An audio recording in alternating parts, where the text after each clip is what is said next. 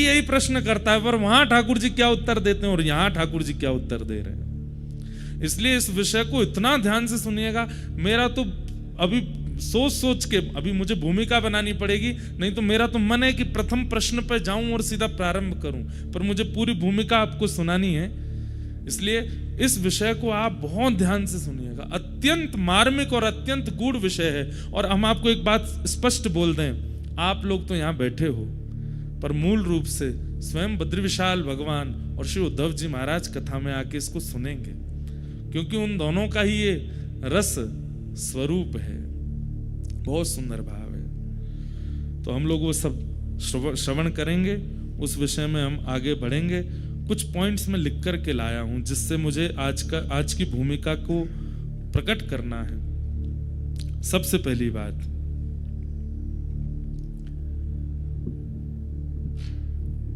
उद्धव जी महाराज वृंदावन गए।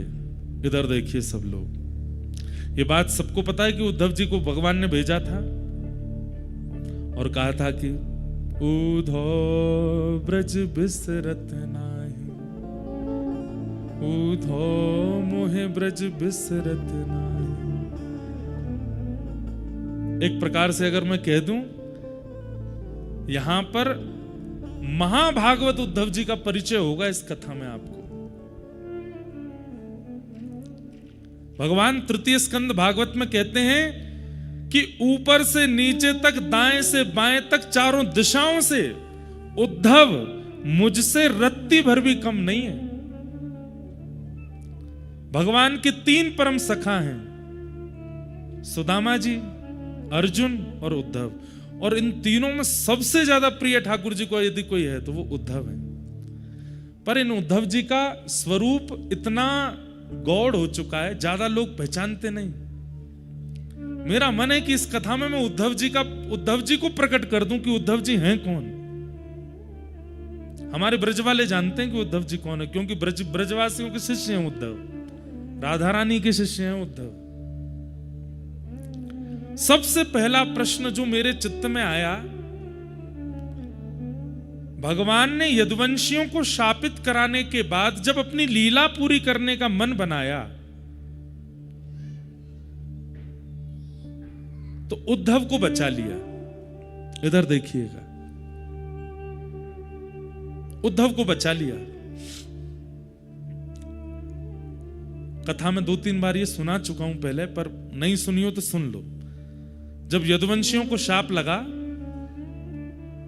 तो यदुवंशी सारे गए भगवान के पास और भगवान से जाकर के बोले कि हमारे कुल को शाप लगा है नाथ, अब हम क्या करें। तो भगवान ने समस्त यदुवंशियों को उपदेश देते हुए कहा, सोमनाथ जाओ। अच्छा, ये भी एक कड़ी है। हमारे पाठक परिवार ने 12 ज्योतिर्लिंग में कथा कराने का संकल्प लिया था, और जिसकी पहली कथा सोमनाथ में हुई। उसके बाद गत वर्ष रामेश्वरम में हुई दिसंबर में। इस बार मन था कहां करें, केदारनाथ में तो व्यवस्थाएं इतनी व्यवस्थित हो नहीं पाती, तो केदारनाथ जी के भाव से बद्रीनाथ में हो रही है। कालांतर में कभी व्यवस्था बन जाएगी तो केदारनाथ भी करेंगे, पर हमारी अगले साल एक कथा है केदारनाथ में। एक वैष्णव है, वो सब व्यवस्था कर रहे हैं वहां पे। तो आज का जो प्रसंग है ये भी सोमनाथ से शुरू हुआ है। इसलिए सोमनाथ भगवान हमारी हर कथा में प्रथम कथा से ही वो विराजमान है, ये बात आप याद रखिएगा। उनकी उपस्थिति से ही कथाएं हो रही हैं सारी। तो भगवान ने कहा कि सोमनाथ जाइए और सोमनाथ में जाकर के यज्ञ कीजिए। और यज्ञ भी नहीं, भगवान ने वहां पर एक उपदेश देते हुए एक बहुत सुंदर बात कही कि लिखने वाली बात है ये। ठाकुर जी कहते हैं, जब कभी भी जीवन में बहुत संकट आ जाए तो व्यक्ति को क्या करना चाहिए। जब कभी भी जीवन में अति संकट आ जाए उस परिस्थिति में व्यक्ति को क्या करना चाहिए। तो वहां श्लोक है, भगवान कहते हैं व्यक्ति को जितना हो सके दान करना चाहिए। सावधानी से सुनिएगा। हमारे शरीर में कोई रोग बना है, और अगर उस व्यक्ति को या तो वमन नहीं होता या फिर किसी भी रूप में अंदर से मल निकले ना, तो व्यक्ति की मृत्यु की पूरी पूरी संभावना बन जाती है। व्यक्ति के अगर मलमूत्र और भीतर की वस्तु बाहर निकलने के रास्ते बंद हो जाए तो कितनी भी दवाई दे दी जाए, डॉक्टर यही प्रयास करेगा कैसे भी करके इनका मल स्वच्छ होना चाहिए, नहीं तो ये मर जाएंगे। ठीक वैसे ही भगवान यहां पर उपदेश देते हैं यदुवंशियों को, और यदुवंशियों से कहते हैं देखो जीवन में अति संकट जब आती है तब क्या करना चाहिए। बोले जितना संग्रहित धन है उसको व्यय करना प्रारंभ करो, दान करो, पुण्य करो, यज्ञ करो, अनुष्ठान करो। व्यक्ति दान पुण्य यज्ञ अनुष्ठान कब करता है? जब सब कुछ व्यवस्थित है, कोई दिक्कत नहीं है, सब बढ़िया चल रहा है, एक नंबर चल रहा है बिजनेस, तब करें, कथा करा लो, यज्ञ कर लो, अनुष्ठान कर लो, ठीक है तब भी करो। लेकिन यहां भगवान की वाणी है कि संकट जब जीवन में आवे तब प्रयास करो, जेब में जितना रखा उस समय और लगा कि बहुत बड़ा संकट आ गया, क्या करें? दान कर दो। अभी जेब में डालो, कितने हैं निकाल दो, कहीं से लाओ, कुछ दान पुण्य, इतना भी नहीं कि सब खत्म ही कर दो, पर कुछ दान करो। ठाकुर जी कहते हैं दान करते ही आप अनुभव करेंगे कि कुछ कुछ प्रतिशत जो आपका कष्ट है वो घटने लगेगा। क्यों? संग्रहित धन ही कष्ट का कारण बना है, और उसको जैसे ही आप दान करोगे ठीक हो जाता है। तो भगवान ने यदुवंशियों से कहा कि आप सब लोग सोमनाथ चलो, और सोमनाथ में जाकर के हम लोग यज्ञ करेंगे, दान करेंगे, और वहां सोमेश्वर महादेव से प्रार्थना करेंगे जिस प्रकार आपने चंद्रमा के शाप का हरण किया, यदुवंशियों के शाप का भी हरण करो। यदुवंशी सब खुश हो गए, वाह वाह वाह वाह वाह, चलो चलो चलो तैयारी करो। पर दूर बैठे उद्धव भगवान की ओर देख रहे थे, और भगवान की ओर देखते हुए कह रहे थे, बोले नाथ आप ये सब क्या कर रहे हैं, मैं सब समझ रहा हूं। क्यों? अरे द्वारिका में कितनी यदुवंशी हैं पता है? भगवान का कुल कितना बड़ा है? कहते हैं कि द्वारिका जब विराजमान थी उस समय द्वारिका के बच्चों को पढ़ाने के लिए, अनुमान लगाइएगा, 4 करोड़ अध्यापक हैं, और एक अध्यापक के नीचे 40 बच्चे पढ़ते हैं। अब बच्चों से हिसाब लगाओ कितने बच्चे हैं, कितने इनके माता पिता हैं, कितने इनके दादी दादा हैं, उससे अनुमान लगा लीजिए कि यदुवंश कितना बड़ा था। जो समुद्र में डूब चुकी द्वारिका वो छोटी नहीं थी, विशाल थी। इतने बृहद यदुवंश था कि ठाकुर जी को एक दिन चिंता हो गई, और ठाकुर जी एक दिन रुक्मणी जी से बोले मथुरा अच्छा था, व्रज अच्छा था। बोले क्यों? यहां कभी कोई उत्सव ही नहीं होता, कभी कोई मनोरथ ही नहीं होते, कभी कुछ होता ही नहीं है बढ़िया, द्वारिका जब से बनी है। तब एक दिन वसुदेव जी ने कन्हैया से कही, बोले लाला हमारो यदुवंश इतनो बड़ो है, कभी कोई की मृत्यु है जाए, कभी कोई को जन्म है जाए, कभी हम सूतकन में रहें, कभी हम सोवरन में रहें, कब पता चली सूतक दूर भयो तो सोवर है गए, सोवर भयो तो सूतक है गए। अरे 3-3 सूतक चल रहे हैं एक साथ, क्यों? इतना बड़ा परिवार है। भगवान बोले करता हूं इसका निधान, और भगवान ने सूतक, सोवर, पातक आदि सब लोगों को बुलाया, उनमें शाप भी आया, और सबसे भगवान ने कहा देखो तुम लोग किसके लिए बने हो? लोग किसके लिए बने हैं? मानवों के ऊपर चढ़ने के लिए बने। बोले मानवों के ऊपर ब्रह्मा ने बनाई हुई जो सृष्टि है वहां जाकर के आक्रमण करो। ये भूमि द्वारिका की ब्रह्मा ने नहीं बनाई,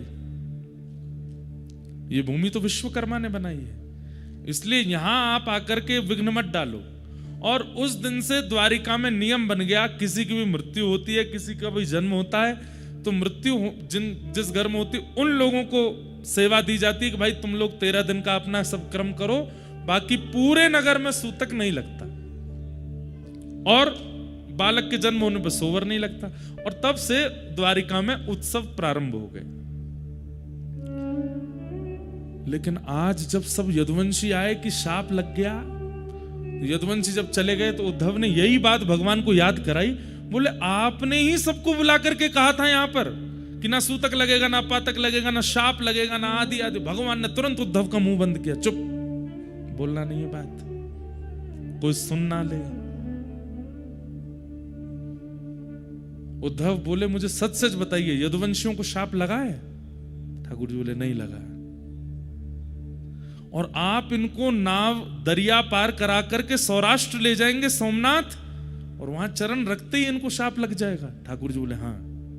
आप शाप लगवाने ले जा रहे हैं, इनको शाप मुक्त कराने नहीं लेके जा रहे हो, क्यों? भगवान बोले उद्धव, बल, सुनिएगा, इतनी सुंदर, मैं तो मतलब मुझे कभी कभी ये लग रहा है मैं श्रोता क्यों नहीं हूं, मैं वक्ता क्यों हूं, इतनी अच्छी वाणी है। ठाकुर जी क्या कह रहे हैं? उद्धव, बल अगर पराधीन है तो वो वही बल राक्षस बन जाता है, इसलिए बल सदैव किसी के अधीन होना चाहिए। यदुवंशियों में बल है, पर ये धीरे धीरे धीरे धीरे सब पराधीन होते जा रहे हैं, ये मेरे अधीन नहीं है। और एक दिन ऐसा आएगा कि यदुवंशी अपने बल की पराधीनता से पूरी पृथ्वी का भक्षण कर लेंगे, क्योंकि मैं ईश्वर हूं इस बात का अभिमान करते हैं, इस बात की धन्यता नहीं है इनके अंदर कि हम भगवान के वंशज हैं। कितनी अच्छी बात कह रहे हैं ठाकुर जी कि बल चाहे बुद्धि का हो, बल चाहे धन का हो, बल चाहे शरीर का हो, बल चाहे विवेक का हो, वो सदा पराधीन होना चाहिए, दूसरे के अधीन होना चाहिए। अगर आपका बल और उस बल के ऊपर कोई दंड देने वाला नहीं है तो आप अपने बल से राक्षस बन जाओगे। रावण राक्षस कैसे बन गया? बल को नियंत्रित करने वाला ऊपर कोई है नहीं। हिरण्यकश्यप राक्षस कैसे बन गया?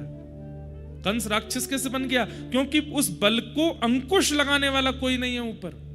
और मानव भी, हम आप सब भी राक्षस क्यों बन जाते हैं? जब हम अपने बल का, हमको कोई अंकुश नहीं होता, उस बल के ऊपर कोई पराधीनता नहीं होती।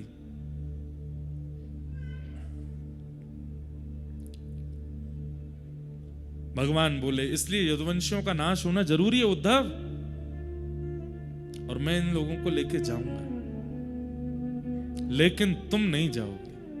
क्यों? मैं भी तो यदुवंशी हूं, मैं क्यों नहीं जाऊंगा?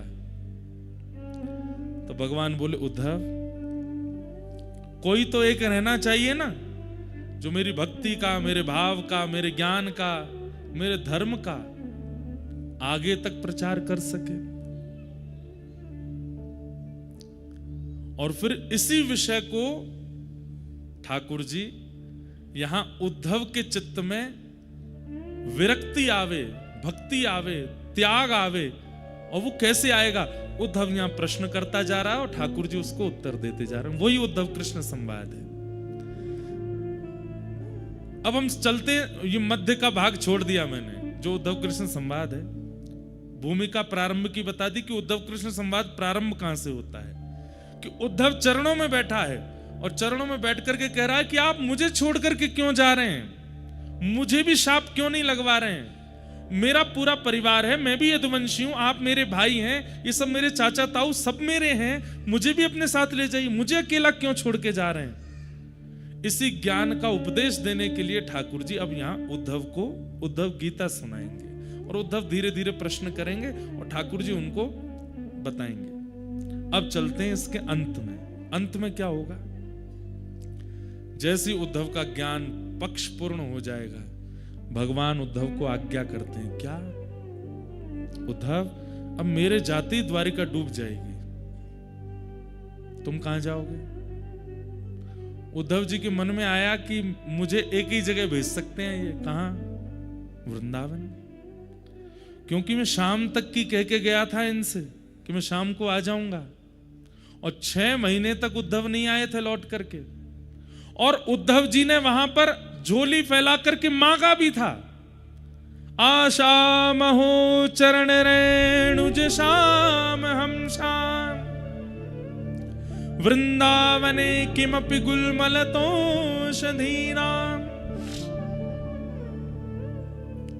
उद्धव जी के मन में आ चुका है कि ये मुझे व्रज जाने को कहेंगे,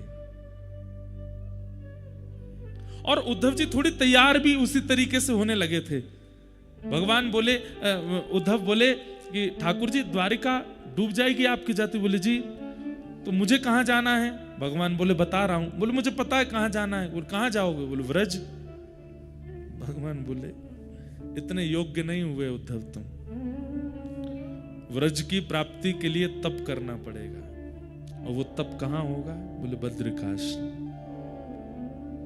श्रीमद् भागवत के उत्तर महात्म्य में स्पष्ट लिखा है। बोले क्या? व्रज की प्राप्ति, वृंदावन की प्राप्ति, चाहे वृक्ष के रूप में हो, चाहे मानव के रूप में हो, चाहे कोई कीड़ा के रूप में हो, चाहे किसी भी रूप में हो, व्रज में जन्म तब तक नहीं मिलेगा जब तक बद्रीनाथ में तप नहीं किया गया होगा। बद्रीनाथ की तपस्या ही वृंदावन में जन्म देती है। तो पहला प्रश्न मेरे चित्त में जो आया था कि उद्धव को व्रज क्यों नहीं भेजा भगवान ने, बद्रीनाथ जाने को क्यों कहा? क्योंकि उत्तर महात्म्य में लिखा है क्या? साधन भूमि बदरी। बद्री क्या है? बोले साधन भूमि है, और फल भूमि व्रज भूमि। बद्रीनाथ साधन भूमि है। यहां किया गया तप, यहां किया गया जप, यहां किया गया अनुष्ठान, यहां किया गया किसी भी प्रकार से भगवत सम्मिलन का अनुष्ठान, उसका फल क्या मिलेगा? बोले वृंदावन मिलेगा। कुछ दिन का प्रवास किया है, कुछ दिन नाम जप किया है, कुछ दिन रह करके कुछ किया है, एक आध दो दिन रुके हैं, तो उसके फल के रूप में हो सकता है कि अगली बार जन्म कहीं भी हो, पर बीच बीच में ब्रज आना जाना लगा रहेगा। बीच बीच में ब्रज की प्राप्ति, यह भी पूर्व जन्म के बद्रीनाथ के तपस्या का फल है। बद्रीनाथ में रह करके कोई अनुष्ठान किया है 7 दिन का, 13 दिन का, 15 दिन का, 20 दिन का, 1 महीने का, तो उसका फल क्या मिलेगा? जन्म कहीं भी होगा, आधे से ज्यादा समय कहीं और व्यतीत करने के बाद फिर एक ब्रजवास की इच्छा आ जाएगी, और एक आयु आने पर आप ब्रज आ जाओगे। पर सब त्याग करके अपनी अंतिम श्वास तक किसी ने बद्रीनाथ में रह करके तप किया होगा। यहां अंतिम श्वास लेने का मतलब है जन्म वृंदावन में ही होगा। यहां जो भी प्राण त्यागेगा, निश्चित है कि उसका जन्म कहीं ना कहीं व्रजमंडल में ही होगा। उद्धव ने झोली फैला करके मांगा है कि मुझे व्रज की प्राप्ति हो, तब भगवान आज जाते जाते कहते हैं उद्धव तुम बद्रीनाथ जाओ। उद्धव घबरा गए, बोले आपने व्रज जाने को नहीं कहा, जबकि आप जानते हैं कि ब्रजवासियों से, किशोरी जी से और व्रज से मेरा इतना प्रेम है, फिर भी आपने मुझे व्रज में निवास करने की आज्ञा नहीं दी, आप कह रहे हो बद्रीनाथ जाओ। तो भगवान प्रसन्न होकर के बोले व्रज ऐसे ही नहीं मिलेगा उद्धव, उसके लिए तुम्हें बद्रीनाथ में तप करना पड़ेगा, इसलिए तुम बद्रीनाथ जाओ। सोचिए, ये बात बोलने में आपको कैसा सुनने में लगा मुझे तो नहीं पता, पर कहते कहते मेरे तो रोंगटे खड़े हुए कि मेरा जन्म व्रज का है, और ये मेरे कौन से जन्म के तप का फल है, इसलिए बद्रिकाश्रम इतना प्रिय लगता होगा। और एक और बात, जरूरी नहीं है व्रज में जन्म लेने वाला हर व्यक्ति बद्रीनाथ में तप करके गया होगा, क्योंकि व्रज में जन्म लेकर के व्रज को ही नहीं जानता ऐसा व्यक्ति का व्रज में जन्म लेने का कोई अभिप्राय नहीं। पर व्रज में जन्म लेकर के व्रज की महिमा जाने, रज की महिमा जाने, किशोरी जी की महिमा जाने, ठाकुर जी की महिमा जाने, यमुना जी की महिमा जाने, समझो वो पूर्व से बद्रीनाथ में तप करके आया है, तभी उसको व्रज मिला है। तो यहां एक रात्रि भी आप रुकते हैं, अगले जन्म में कम से कम वो 10 रात्रियों के रूप में व्रज की प्राप्ति होगी। यहां जितना लंबा समय, एक हमारे पंडित जी हैं वो तो 6 महीना धरती पर रहते हैं, मतलब नीचे रहते हैं, और 6 महीने यहां रहते हैं, ऐसा तप करते हैं, और उनको साक्षात शंख चक्र गदा पद्मधारी नारायण के दर्शन हुए इसी बद्रीनाथ में। तो जो पहला प्रश्न मेरे मन में था कि उद्धव को वृंदावन क्यों नहीं भेजा, उसका समाधान आज मिला। क्यों? क्योंकि सीधे वृंदावन ठाकुर जी कह रहे हैं ऐसे नहीं मिलेगा, वाकई लिया तो व्रज में बद्रीनाथ में तप करना पड़ेगा। नारायण क्यों बैठे हैं यहां तप में, उसके पीछे भी दो कारण हैं, बहुत सावधानी से सुनिएगा। जगत नियंता जगदाधार परमात्मा को क्या आवश्यकता है तप में बैठने की, वो तप में क्यों बैठे हैं? तपस्या वो करता है जिसको कुछ चाहिए हो, या तपस्या वो करता है जो भगवत दर्शन करना चाहता हो। स्वयं भगवान है, स्वयं सर्व समर्थ हैं, जिनकी भ्रगुटी टेढ़ी होने पर पर्वत बन जाते हैं, जिनके मुस्कुरा जाने पर समुद्र में लहरें आ जाती हैं, जिनके क्रोध हो जाने पर भूमि बीच से फट जाती है और नूतन प्रलय हो जाता है, उन परमात्मा को तप में बैठने की क्या आवश्यकता है? दो कारण। पहला कारण,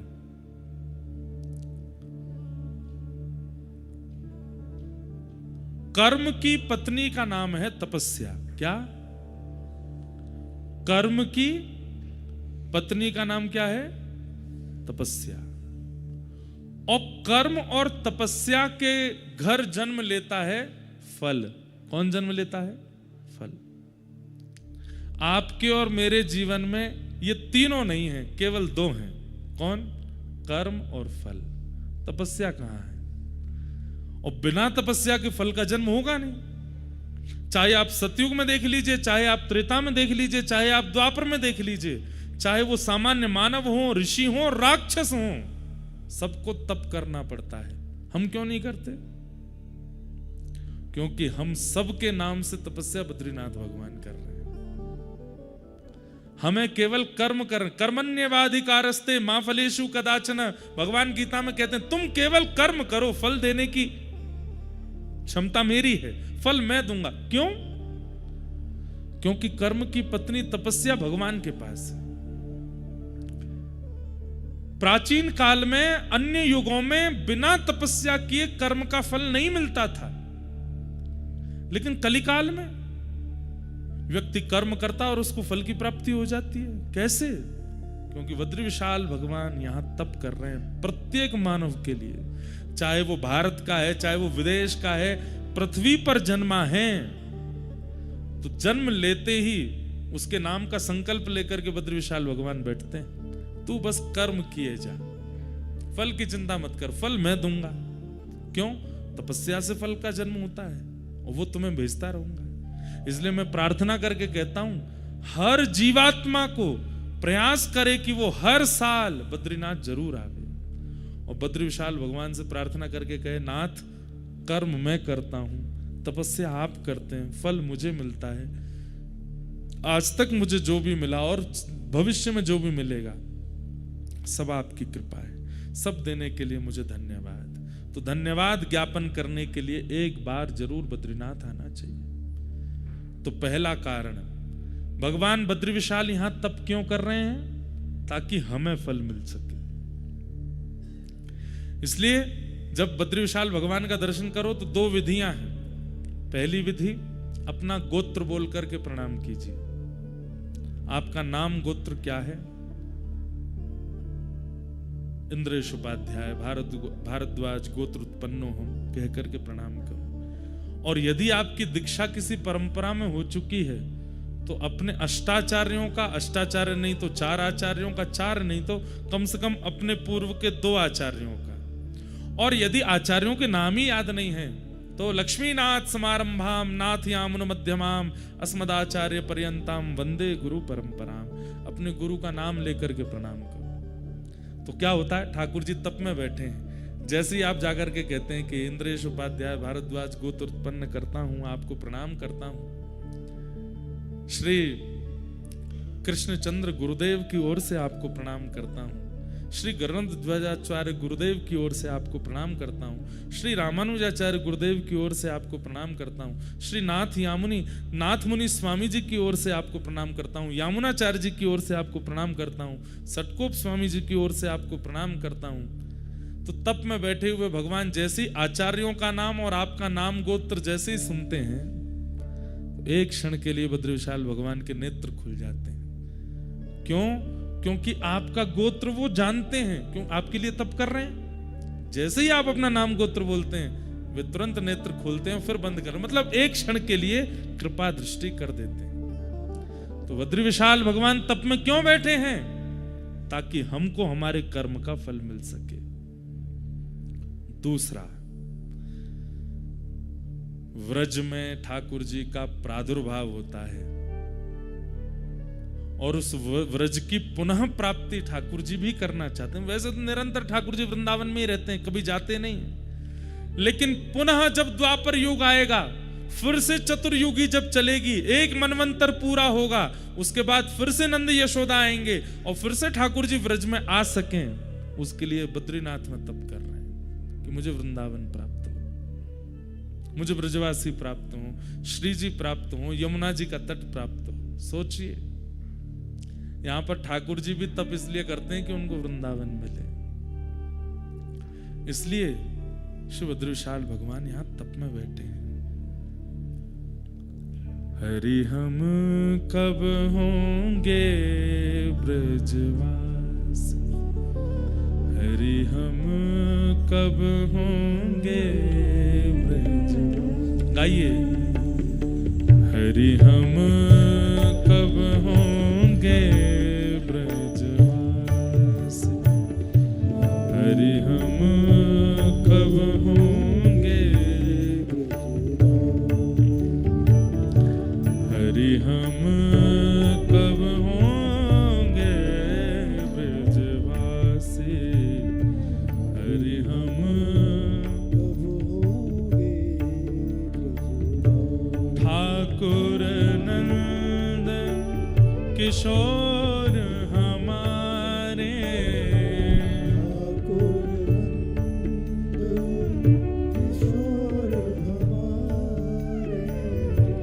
ठाकुर नंद किशोर हमारे, ठाकुर नंद किशोर हमारे,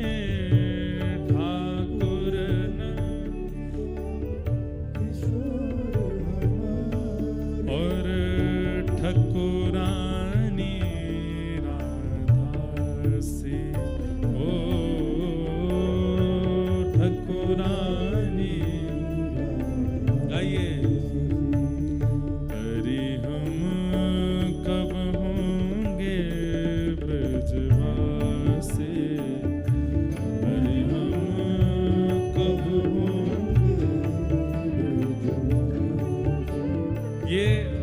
पद तो नित्य बद्री विशाल भगवान के सामने गाने वाला है। नर नारायण पर्वत को सुनाते हुए इस पद का गायन करना है, क्योंकि यही भूमि, पिछली बार मेरी कथा हुई थी तो यहाँ के उस काल के धर्माधिकारी जी आए थे और उन्होंने इतनी सुंदर बात कही कि बीज लगता है बद्रीनाथ में, वृक्ष प्रकट होता है बद्रीनाथ में, लेकिन शाखाएं लंबी लंबी जाती हैं। कुछ द्वारिका की ओर गई, कुछ जगन्नाथपुरी की ओर गई, कुछ दक्षिण की ओर गई, लेकिन जिस शाखा में फल लगता है वो शाखा जाती है ब्रजमंडल की ओर, जिसमें फल लगता है, जिस फल में क्षुधा निवृत्ति की स्थिति भी है, रस भी है, स्वाद भी है, वो फल तो व्रज में जाकर के प्रकट होता है, पर उसका बीज बोया यहीं जाता है। बंधुओं, वृंदावन की पहचान पूरे विश्व को किसने कराई? श्रीमद् भागवत। वो भागवत कहां प्रकट हुई?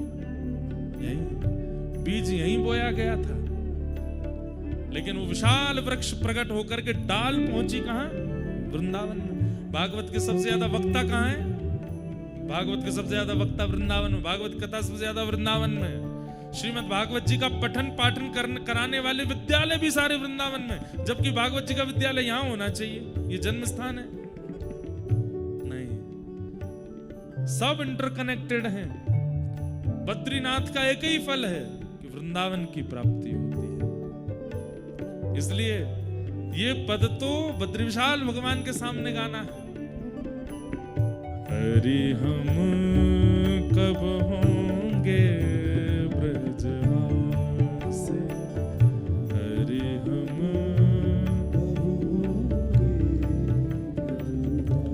कब मिले हैं वह सखी सहेली, कब मिले हैं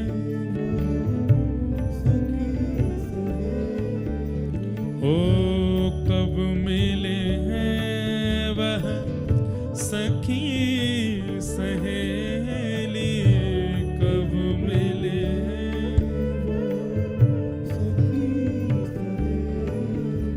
ओ हरिवंशी हरिदास, हरि हम कब होंगे ब्रजवासी, हरि हम कब होंगे, हाँ हरि हम। बोलो बद्रीविशाल भगवान की।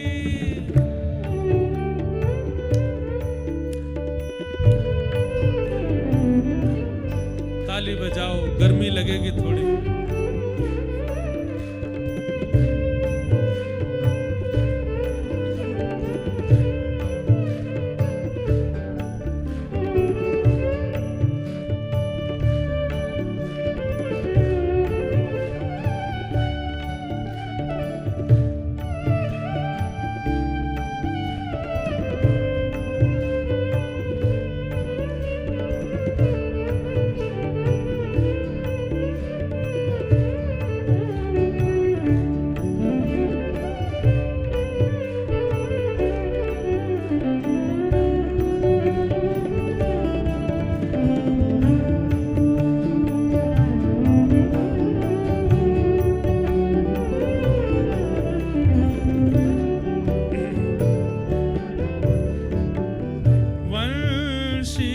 वट की शीतल छैया,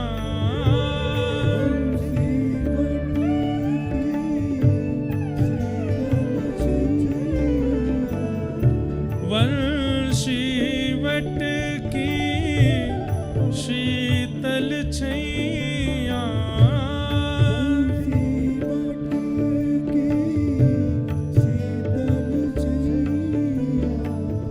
सुभग नदी यमुना सी, सुभग नदी हे जाकी वैभव करत लाल सा।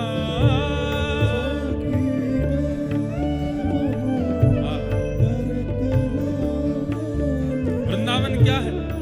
जिस वैभव के पीछे पूरा ब्रह्मांड भागता है, जिस संपत्ति के पीछे पूरा ब्रह्मांड भागता है, वो वैभव और संपत्ति भी वृंदावन की लालसा करते हैं कि अरे भैया करोड़पति बन गए, अब हमको जाके कहां ब्याह करोगे? वृंदावन में करो।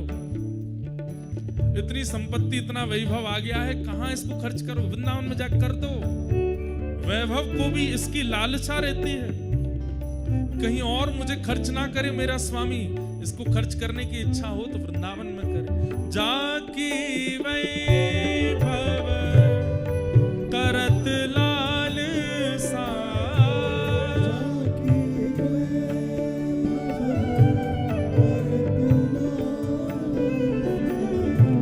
करमीत कमलासी, करमीत कमला से, कब होंगे ब्रजवासी, हरि हम कब होंगे ब्रजवासी, हरि हम कब होंगे ब्रजवासी।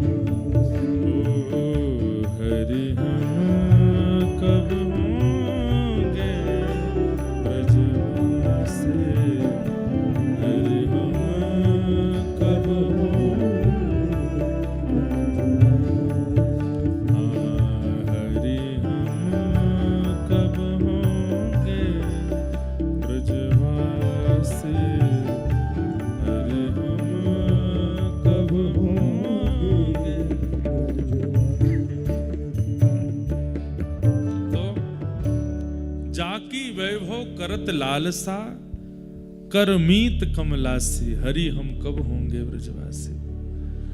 उस व्रज को प्रदान करने की क्षमता इस भूमि में है, और केवल इसी भूमि में है। बाकी तो श्री जी की कृपा की अभिलाषा, श्री जी कृपा करें तो व्रज मिलेगो, व्रजवासी कृपा करें तो व्रज मिलेगो, लेकिन हम तो सब कर लेंगे जिससे भी मिले। और उसमें प्रथम यही है कि वृंदावन की प्राप्ति के लिए यहां तप करो। इन 6 दिनों में जितना हो सके तप की भावना से रहिएगा। यहां पे तप की भावना मतलब ज्यादा शारीरिक सुख समृद्धियों का विचार मत कीजिएगा, और वो तो है भी। यहां पर व्यक्ति कितनी भी सुख समृद्धि लिया फिर भी थोड़ा तो तप उससे हो ही जाएगा, कुछ नहीं तो नहाने तो जाएगा, तभी तप हो जाएगा। सोने के लिए व्यक्ति जैसे लेटता है कम से कम 20 मिनट तो उसको बिस्तर ही गर्म करने में लगते हैं, और इतने में ही जो पानी पिया था वो तैयार हो जाता है। 20 मिनट बाद होते अरे यार अब चलो, फिर गए, फिर लौट के आए, फिर 30 मिनट लगे, और वॉशरूम होके लौट के आते फिर तो जो कुकड़ी चलती है महाराज। तो क्योंकि ये तपस्या की भूमि है। तपस्या का मतलब क्या है? जहां शरीर की सारी सुख समृद्धियों का व्यक्ति, देखिए बंबई दिल्ली आदि में त्याग करना पड़ेगा, यहां अपने आप हो जाएगा। जो 4 रोटी नीचे खाते हैं उनकी 2 ही खवेगी यहां पे, यहां अपने आप ही 2 रोटी का ही मन होगा। जो पानी तो बहुत ही कम पीने को होता है, आज जिनकी करवा चौथ है माताएं, यहां तो सहज ही हो रहा होगा करवा चौथ। पानी की प्यास ही नहीं लगती। क्यों? अब जल इतना खर्चे ही नहीं होता है, पसीना ही नहीं आते, थकता ही नहीं व्यक्ति। लेकिन फिर भी दिक्कत तो हो ही रही होगी कई माताओं को, क्योंकि मौसम बहुत ठंडा है, सांस लेने में चलने फिरने में दिक्कत तो होती है। पर फिर भी ये तपस्या की भूमि है, यहां सुख का विचार नहीं करना है। एक बात हम कहें, करिएगा अगर मन हो तो सुबह ब्रह्म मुहूर्त में यहां उठ जाइए, और कम से कम डबल टोपा पहनिएगा, 2-2 हाथ में ग्लव्स, और नीचे 5-6 जोड़ी जुराब और 3-4 जैकेट, और सब डाल करके नर नारायण पर्वतों का दर्शन कीजिएगा। नित्य कीजिए, 1 दिन करो, 2 दिन करो, 3 दिन करो, कुछ अनुभव होगा। सप्त ऋषि भ्रमण करते रहते हैं यहां पर, कैसे कैसे आचार्य हैं, कैसे कैसे पूर्व संत हैं। कभी कभी आपको ऐसा लगेगा कि हमारी कदकाठी का व्यक्ति नहीं है, इतना ऊंचा व्यक्ति यहां कहां से घूम रहा है। घबराइएगा नहीं, उनको दिख जाए तो वो यहां भ्रमण करते हैं, निवास करते हैं। सब देवादिदेव महादेव भी यहां आते हैं। केदारनाथ में आरती होती है, उससे पहले यहां आकर के बद्री विशाल भगवान का दर्शन करते हैं, केदारेश्वर भगवान, फिर जाते हैं वहां आरती कराते हैं अपनी। तो ये भू वैकुंठ है, ये पृथ्वी नहीं है। यहां पर अनुभव हो सकता है ठाकुर जी का, इसलिए बहुत सावधानी से यहां कुछ कुछ अनुभव करने का प्रयास कीजिएगा।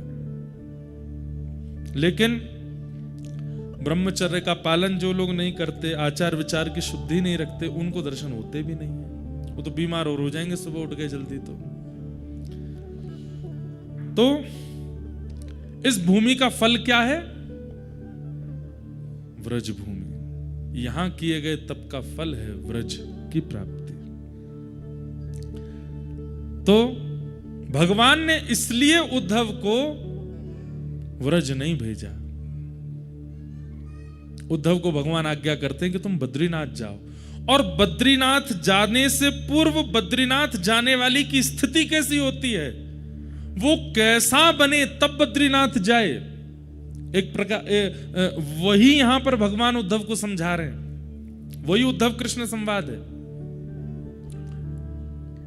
अगर मैं कह दूं तो कोई अतिशयोक्ति नहीं, उद्धव कृष्ण संवाद को यदि किसी व्यक्ति ने सुन लिया तो यह भी हो सकता है कि 6 दिन बाद उसका घर जाने का मन ना हो। एक और विषय आज सुबह जब मैं अध्ययन कर रहा था तो मेरे मन में आया हमने सूरदास जी का प्रसंग सुना, मीराबाई का प्रसंग सुना, गोस्वामी तुलसीदास जी का प्रसंग सुना, भक्त चरित्र सुने। भक्त चरित्र सुनने के बाद हमने भक्तों की स्थिति का अनुभव किया, लेकिन उस भक्त स्थिति में जाया कैसे जाएगा वो स्वयं भगवान यहां बता रहे हैं उद्धव को।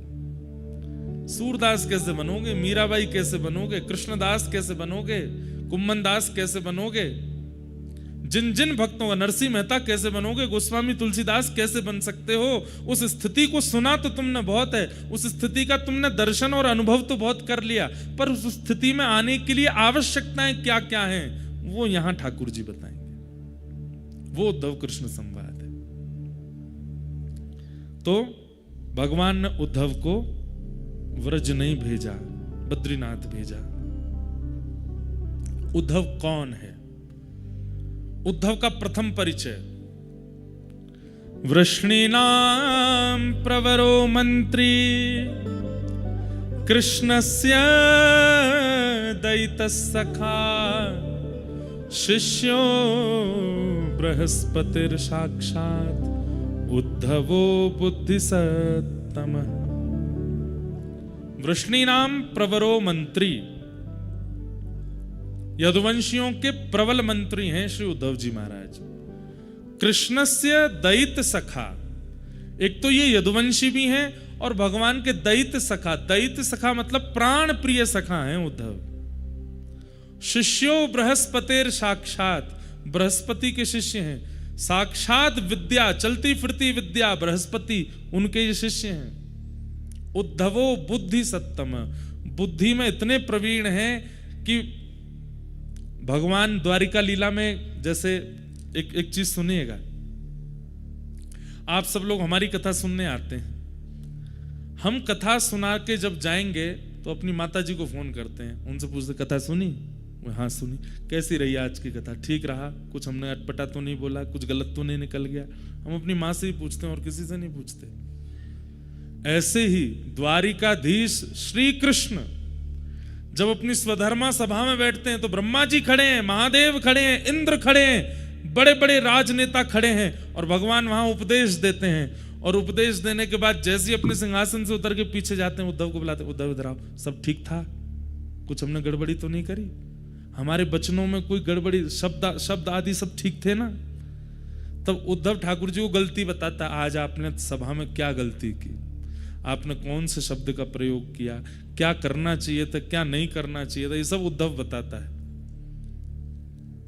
तो भगवान इंप्लीमेंट करते हैं, उद्धव की बात मानते हैं। उद्धव अगर कह दे कि कल आपको ये बात नहीं बोलनी तो ठाकुर जी नहीं बोलेंगे, और उद्धव अगर कह दे कि ऐसा कहना है, ठाकुर जी का मन ना हो तो भी ठाकुर जी बोलेंगे। इतना प्रिय है उद्धव ठाकुर जी को।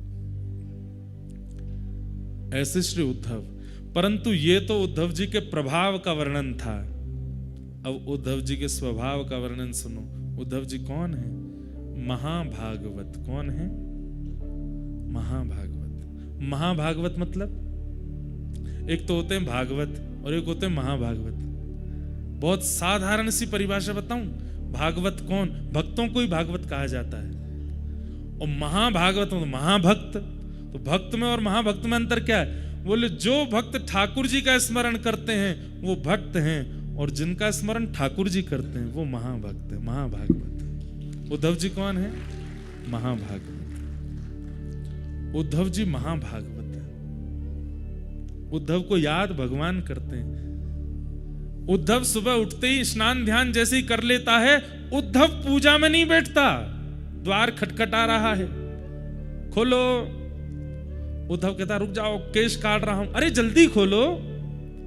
उद्धव केश आदि काट करके अपने वस्त्र आदि पहन के जैसे द्वार खोलता है, भगवान कहते हैं हम आ गए, चलो प्रणाम करो। उद्धव प्रणाम करता है। आपने इतना श्रम क्यों किया? अरे हमको याद आ रही थी, जब से नहा धो के उठे तब से सोच रहे थे अब जाएं उद्धव के पास, अब जाएं उद्धव के पास। नहा लिया होगा, तैयार हो लिया होगा, अब तो बैठ गया होगा आसन पर, अब जब करेगा तो मैं आ गया। चलो उद्धव। सोचिए, कोई शालिग्राम जी की पूजा करता है, कोई नारायण जी की मूर्ति की पूजा करता है, कोई कलशों का स्थापन करके पूजन करता है, कोई अक्षत में देव को विराजमान करता है, पर एकमात्र उद्धव हैं जिनके पास स्वयं ठाकुर जी जाते हैं और जाके कहते हैं चलो अब हमारा ध्यान करो, ध्यान हो गया, अब थोड़ी देर जप करो, लाओ चलो चरण धो लो हमारे, स्नान तो हमने कर लिया, पंचामृत स्नान हमारा नहीं, चरणों का कर लो, चलो अब चरणों में चंदन लगा दो। भगवान स्वयं बोलते हैं उद्धव को, उद्धव चरणों में चंदन लगा दे, लाओ माला पहना दो, माला पहना देते हैं, अब चलो आशीर्वाद ले लो, आशीर्वाद ले लो, आरती करो हमारी, चलो आरती कर लो, भोग लगाओ, नैवेद्य रखो। उद्धव के नैवेद्य ठाकुर जी पा लेते हैं, अब ये भोग हो गया, पा लो, पा लिया, चलो हो गई पूजा संपन्न। बोले जी चलो अब चलते हैं आगे। ये नियम है, क्रम है रोज उद्धव का, रोज ठाकुर जी जाते हैं अपनी पूजा कराने उससे, इतना प्रिय है ठाकुर जी को। ऐसा कौन सा लक्षण है, ऐसा कौन सा गुण है उद्धव में जो कि वो ठाकुर जी को इतना प्रिय है? उन्हीं लक्षणों का वर्णन यहां पर उद्धव जी के पहचान में नवयोगेश्वर संवाद में राजा निमि को बताते हुए योगेश्वरों ने बताया। महाभागवत के लक्षण क्या है? अगर ये आ सकें तो इनको लाने का प्रयास कीजिएगा। महाभागवत का प्रथम लक्षण, सर्वभूतेषु यः पश्येत् भगवद् भावमात्मनः भूतानि भगवत्यात्मन् एष भागवतोत्तमः। भले ही प्रकट रूप में प्रस्तुत नहीं करता, लेकिन उसका हृदय ऐसा ही है। कैसा? सर्वभूतेषु यह पश्येत भगवद भावमात्मनः, आंखों के आगे दिखने वाली हर वस्तु में यह विश्वास करता है इसमें भगवान है। ध्यान से सुनिएगा, इधर देखिए सब लोग। आंखों के आगे दिखने वाली हर वस्तु में क्या विश्वास रखता है? इसमें भगवान है। आप लोग यहां से दर्शन करने के लिए जाइए बद्री विशाल भगवान का। हम महाभागवत क्यों नहीं है? क्योंकि हम चलते फिरते यही सोचते हुए जाएंगे बद्री विशाल भगवान तो वहां है, गंगा जी पार करके जो मंदिर है उसके अंदर जाएंगे और फिर वहां पुजारी बैठे होंगे, वहीं हैं। यहां से वहां तक जितना सब कुछ हमारे सामने आया, उनमें भगवत दृष्टि हमारी नहीं हो सकती। हम इस बात को मानते जरूर हैं, जानते जरूर हैं, लेकिन इस बात को विश्वास नहीं करते कि ठाकुर जी सब जगह हैं। पर महाभागवत क्या है? बोले सब में ये विश्वास कर लेता है, इसमें परमात्मा है। मतलब उद्धव जी महाराज अगर कथा पंडाल से बद्रीनाथ भगवान का दर्शन करने जाएंगे तो आंखों के आगे दिखने वाले हर व्यक्ति को, हर धातु को, हर पुरुष को, हर स्थिति को, हर वस्तु को प्रणाम करते हुए चलेंगे। बोले क्यों? सब परमात्मा है, सब भगवान है। पहली बात, सर्वभूतेषु यह पश्येत भगवद भावमात्मनः, वो सबको देखेगा और सब में भगवान का स्मरण करेगा, सब में परमात्मा है। और जब परमात्मा प्रत्यक्ष सामने होंगे और जब उनका दर्शन करेगा तो क्या भाव रखेगा? बोले सब इन्हीं में ही हैं। मतलब सब में वे हैं और वे जब सामने आ जाएं तो सब इनमें हैं। ये दो स्थिति रखता है महाभागवत। समझ में आई बात? बद्री विशाल भगवान को दर्शन से पहले जो दिख गया सब में परमात्मा, और जब बद्री विशाल भगवान देखे तो क्या? सब इनमें। ये दो स्थिति जिसकी है उसको क्या कहते हैं? महाभागवत। ये दो लक्षण। और कैसा होता है महाभागवत? महाभागवत और कैसा होता है? न काम कर्म बीजाना यस्य चेतसि संभव वासुदेवैकनिलय स वै भागवतोत्तम। वाह, बहुत सुंदर परिभाषा। क्या कह रहे हैं? न काम कर्म बीजाना, उनके चित्त में कोई कामना कभी प्रकट ही नहीं होती। जैसे हमारी इच्छाएं प्रकट होती हैं, कामनाएं प्रकट होती हैं, महाभागवत के चित्त में कोई कामना नहीं है। तो बोले फिर कैसे जीता है वो? जैसे राखो तैसे रहूं। मैं अपने मन से कुछ नहीं सोचूंगा। मारा गिरधर लाल थारो नचायो नाचू रे। मारा गिरधर लाल थारो नचायो नाचू।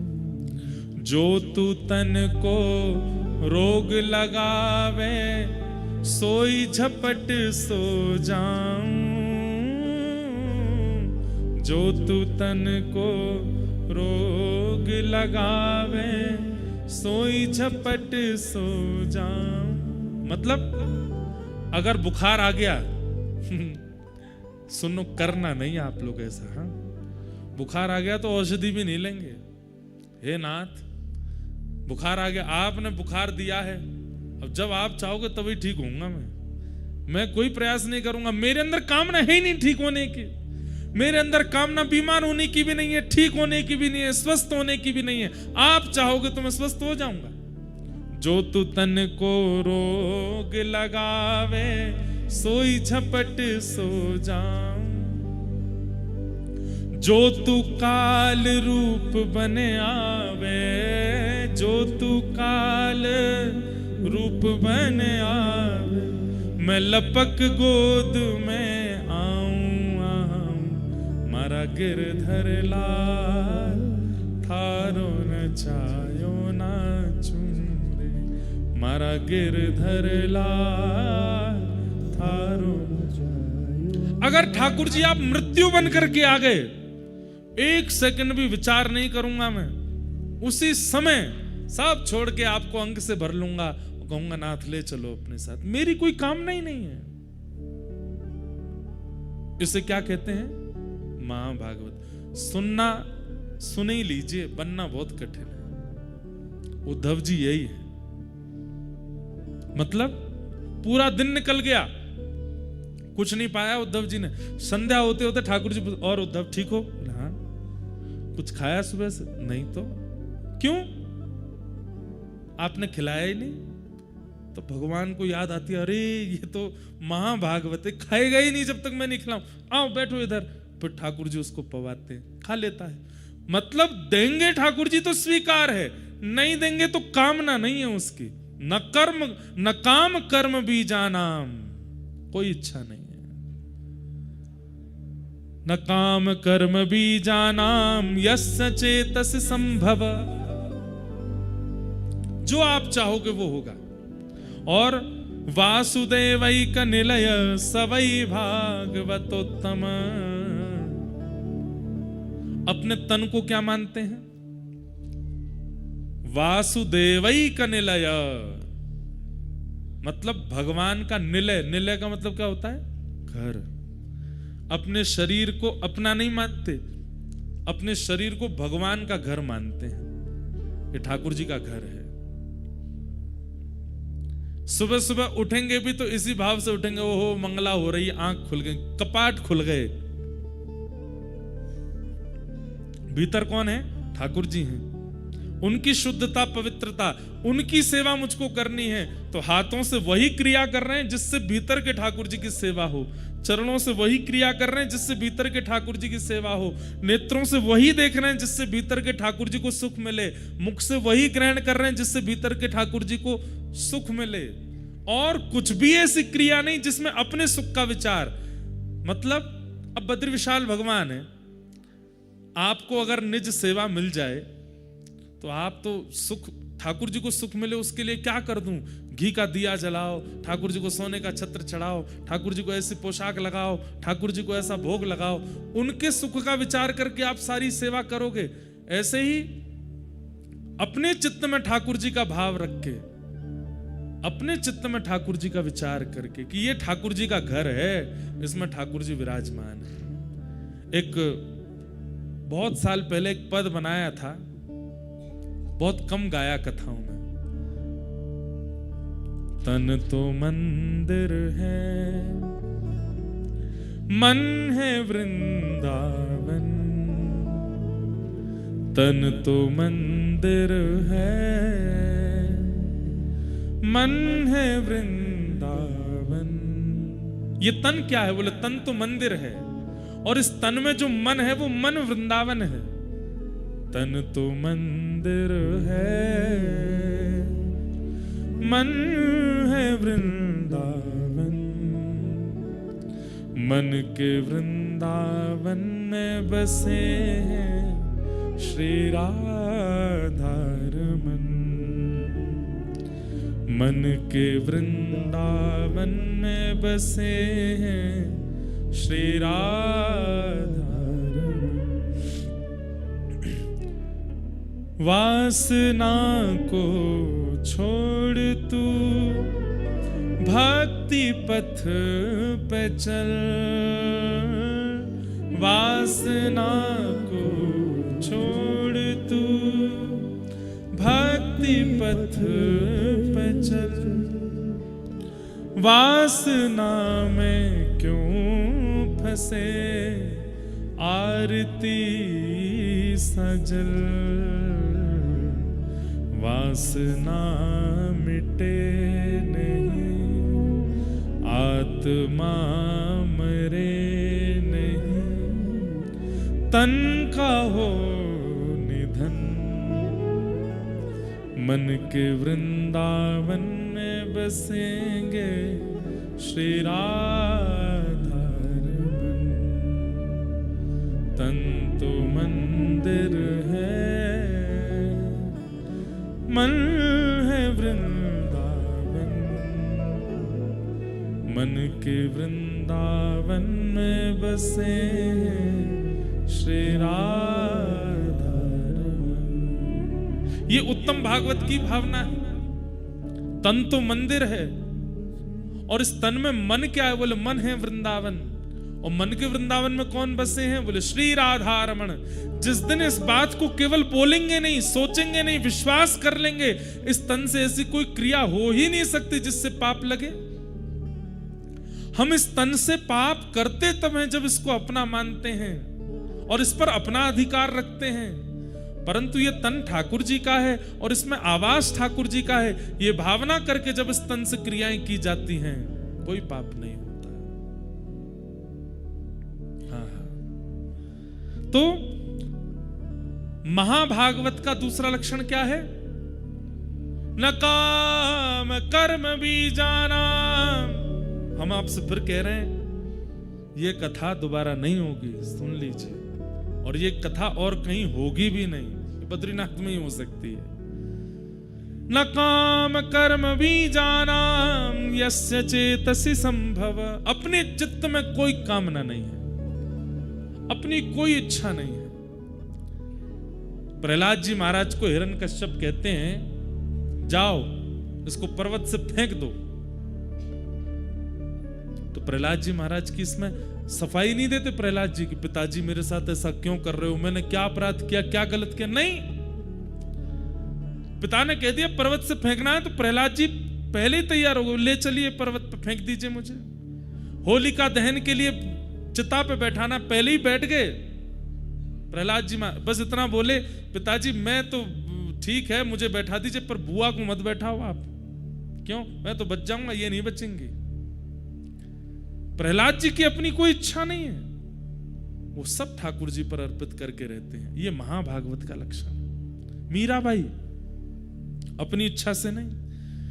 मैं अभी मीरा चरित्र कह रहा था चंडीगढ़ में, तो वहां पर भी मैंने एक भाव प्रस्तुत किया कि मीराबाई ने मेवाड़ का त्याग तब तक नहीं किया जब तक गोस्वामी तुलसीदास जी की आज्ञा नहीं हो गई। गोस्वामी जी ने जब आज्ञा की, तजियता ही कोट वही रसम यद्यपि परम स्नेही जाके ही न राम वै देही, तब उन्होंने राम जी की ही आज्ञा मानी कि राम जी आज्ञा कर रहे हैं, छोड़ के चली गई। अपनी इच्छा से कुछ नहीं किया। अपनी स्वेच्छा अगर मीराबाई ने कभी प्रकट की तो वो करी कब? अपने अंतिम दिन, जो मीराबाई का अंतिम दिन था पृथ्वी पर, बस उस दिन मीराबाई ने अपनी इच्छा प्रकट की। प्रीतम ज्यों जानो सुध लीजो। मीरा के प्रभु गिरधर नागर मिल बिछुरन मत दीजो। बस ये इच्छा प्रकट करती है मीराबाई कि अब नाथ मिल गए हो, अब मुझसे बिछड़ो मत। बस इसके अलावा कोई इच्छा मीराबाई ने भी कभी प्रकट नहीं की। महाभागवत है ही वो जो इच्छाओं में रहता ही ना हो। तो महाभागवत का दूसरा लक्षण क्या है कि वो कोई इच्छा नहीं प्रकट करता। तीसरा लक्षण क्या है, वो शरीर को भगवान का ही घर मानता है। इस शरीर में ठाकुर जी विराजमान हैं, तो इस शरीर से वही क्रिया हो जो मंदिर की होती है, और कोई क्रिया इस शरीर से नहीं। महाभागवत का चौथा लक्षण क्या है, न यस्य। ये हम किसके लक्षण बता रहे हैं, महाभागवत। महाभागवत कौन है, कौन है, उद्धव जी। द्वादश महाभागवतम 12 हैं, 12 में से एक उद्धव जी। उनका लक्षण क्या है, न यस्य जन्म कर्माभ्याम न वर्णाश्रम जातिभिः सज्जतेऽस्मिन् अहं भावो देहे वै सहरे प्रिय। बहुत सुंदर। न यस्य जन्म कर्माभ्याम न वर्णाश्रम जातिभिः,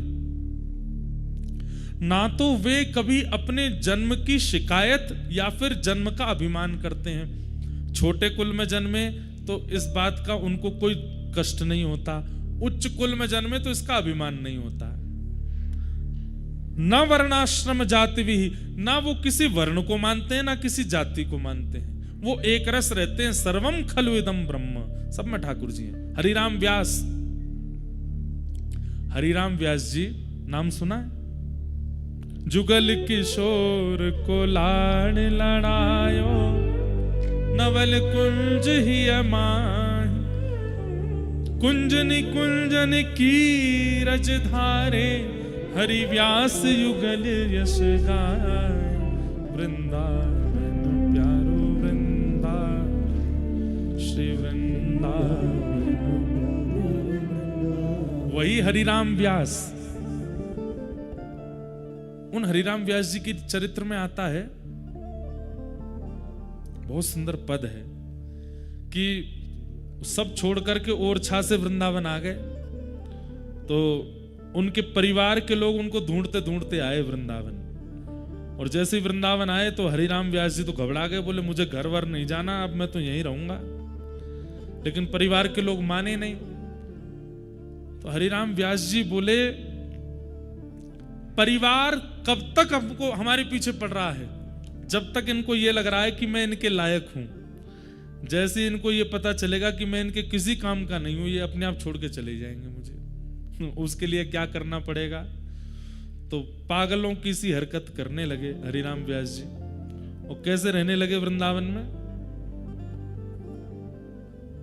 मुख पर कालीत पोत के काजल लगा लिया पूरे मुंह पे, यहाँ पे मोर पंख फंसा लिया कान के ऊपर, और महाराज डोल रहे हैं। ऐसे ही डोलते डोलते घर वाले लोग इधर उधर पूछें, हरिराम व्यास कहाँ हैं, हमारे परिवार के वो बड़े हैं, वो कहाँ हैं, कहाँ हैं। किसी ने कहा दो वो घूम रहे हरिराम व्यास जी। जैसे देखा तो ये तो काजल लगाए घूम रहे मुंह पे।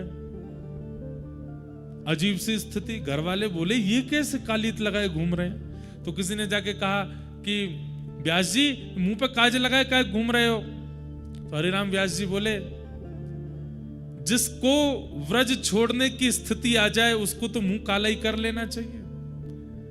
हम यहाँ व्रज रहने के लिए आए, पर ये हमारे परिवार वाले पीछा नहीं छोड़ रहे हैं, हमको वापस ले जा करके मानेंगे।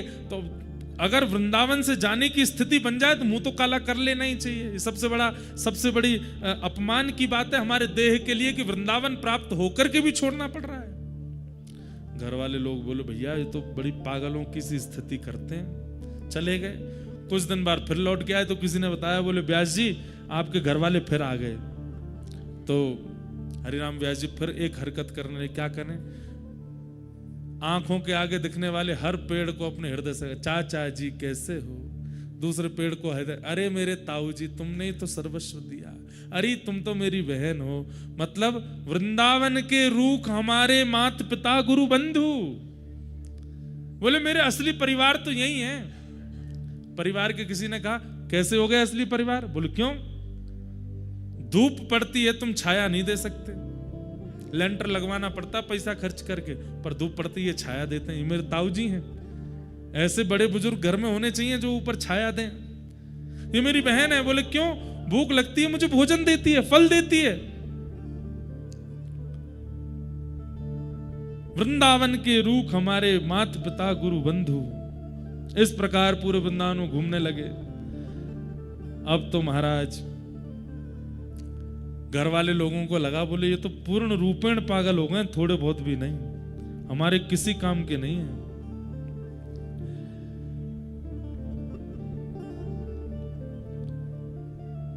एक दिन हरिराम व्यास जी ने देखा कि घर के सब लोग पीछे पड़े हैं, तो हरिराम व्यास जी दौड़ते दौड़ते गए, बिहारी जी के मंदिर गए, पुजारी जी से कहा हमको प्रसादी दे दो। पुजारी जी बोले प्रसादी तो बट गई, अब तो बची नहीं।